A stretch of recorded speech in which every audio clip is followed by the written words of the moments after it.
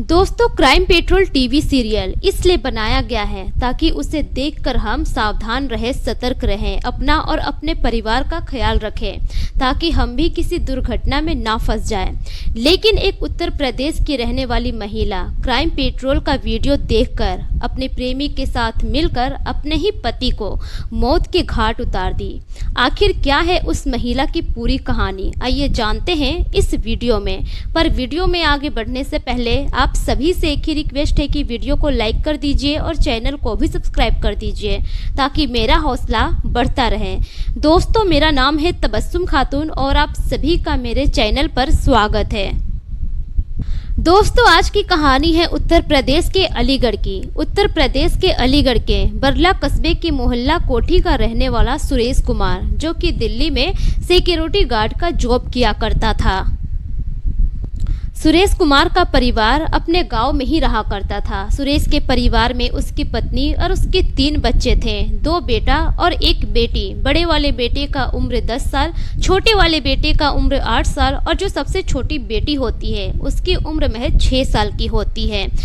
सुरेश अपने परिवार से बहुत प्यार किया करता था। वो अपनी पत्नी की छोटी छोटी जरूरतों को पूरा करने का हर कोशिश करता था। इसी वजह से परिवार से दूर वो दिल्ली में रहकर जॉब किया करता था। इधर जो उसकी पत्नी थी बीना, वो बच्चों का अच्छे से ख्याल रख रही थी। बच्चों की पढ़ाई लिखाई, बच्चों की परवरिश किस तरह से करनी है, यह सारी जिम्मेदारी बीना की थी।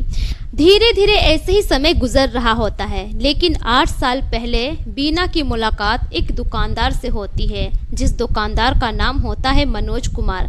मनोज कुमार परचून की दुकान चलाया करता था। बीना उसकी दुकान में जाया करती थी सामान खरीदने के लिए, लेकिन उसी दौरान उन दोनों में बहुत ज़्यादा हंसी मजाक हो जाया करता था और उन दोनों की बातें कब प्यार में बदल जाती है उन दोनों को पता ही नहीं चलता है। वो दोनों एक दूसरे से प्यार कर बैठते हैं। धीरे धीरे ऐसे ही समय गुजरता है। उन दोनों का प्यार इस तरह से परवान चढ़ता है कि वो दोनों एक दूसरे के साथ जीने मरने की कस्में खा लेते हैं।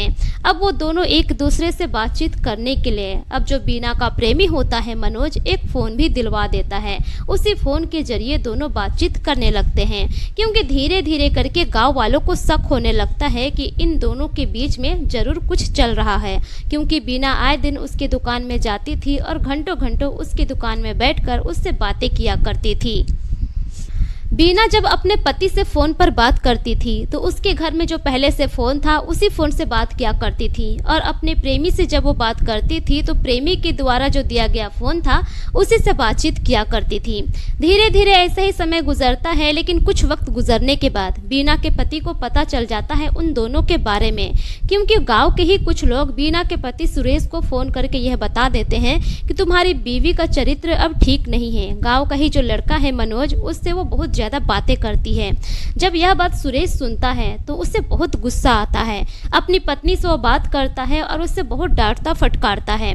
पत्नी से कहता है कि देखो, आज के बाद अगर तुमने ऐसा कुछ भी किया तो मुझसे बुरा कोई नहीं होगा। बीना अपने पति से माफ़ी मांगती है और कहती है कि मुझे माफ़ कर दीजिए, आइंदा ऐसी शिकायत आपको नहीं मिलेगी। अब जो सुरेश था उसको भी अपनी पत्नी पर भरोसा हो जाता है। धीरे धीरे ऐसे ही समय गुजरता चला जाता है, लेकिन बीना अपनी आदतों से बाज नहीं आती है। 2-3 बार और सुरेश के पास ऐसी शिकायतें जाती है कि उसकी पत्नी अब भी अपने प्रेमी से बातचीत करती है। अब उसके बाद से सुरेश अपनी पत्नी को डांटना शुरू कर देता है। कई बार वो अपने घर आता है, अपनी पत्नी के साथ लड़ाई झगड़ा करता है, उसे बहुत फटकारता है। धीरे धीरे करके पति पत्नी में खटास पैदा हो जाता है।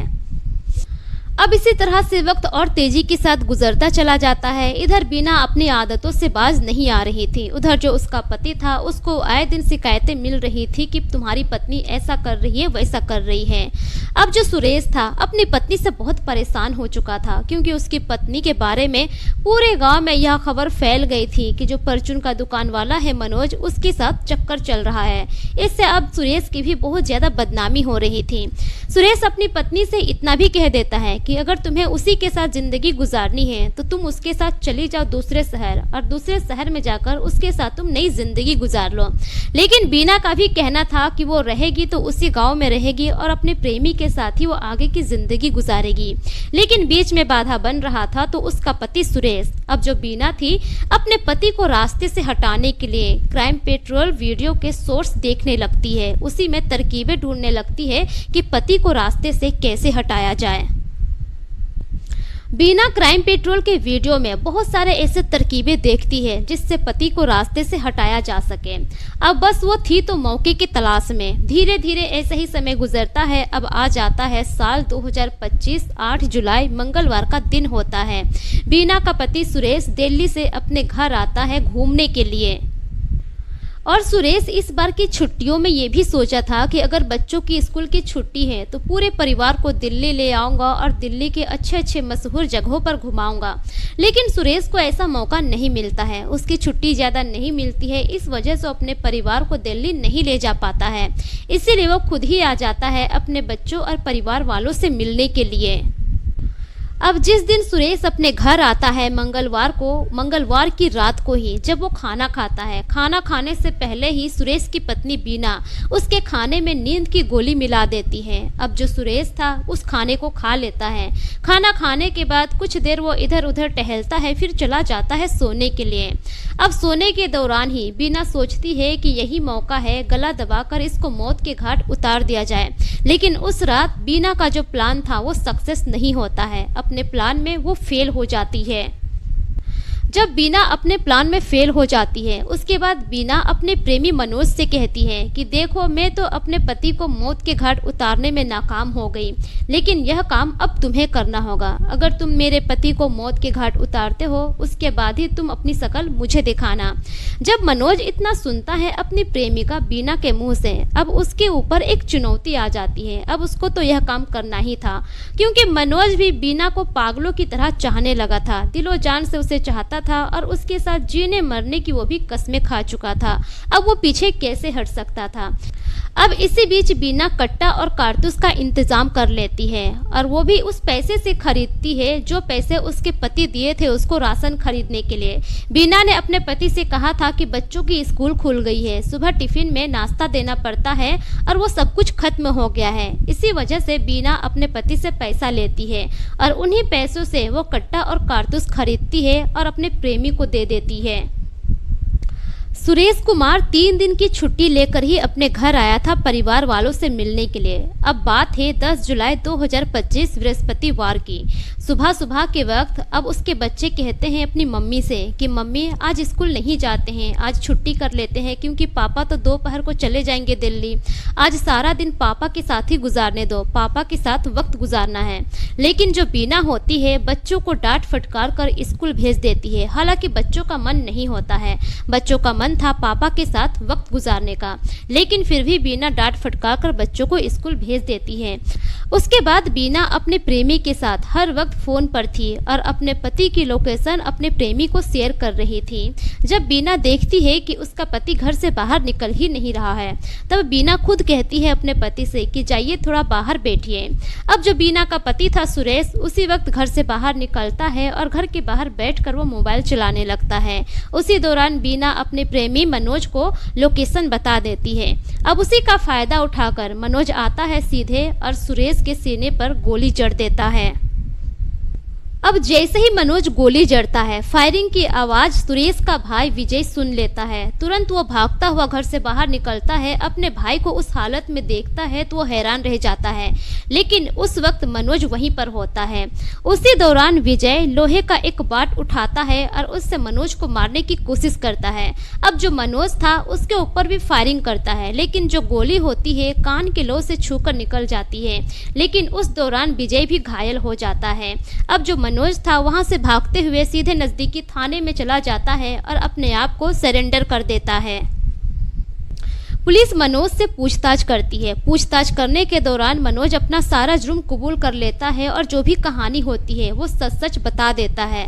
उसके बाद पुलिस की टीम घटना स्थल पर पहुंचती है। वहां पहुंचते ही सुरेश की हालत देखने के बाद पुलिस के पैरों तले जमीन खिसक जाती है। पहले पुलिस लाश को कब्जे में लेती है और पोस्टमार्टम के लिए भेज देती है। उसके बाद पुलिस बीना को गिरफ्तार करके थाने लाती है।